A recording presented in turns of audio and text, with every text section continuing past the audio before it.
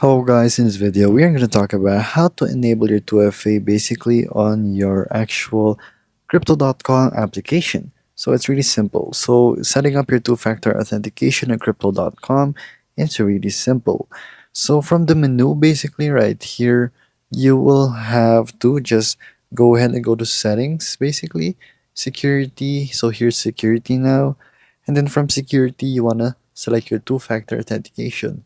You wanna enable 2FA right here and then enter your passcode depending on your passcode, and then once it's already confirmed that it's you using your passcode, you will have set up your two-factor authentication by scanning the code using Authenticator app. So I use Binance Authenticator, so it will also work for this, or you can use Microsoft Authenticator or any other authenticator, and then from there you will proceed to verify, and then in your Authenticator app, you will have to copy your 2FA code to confirm that it's working and it's you.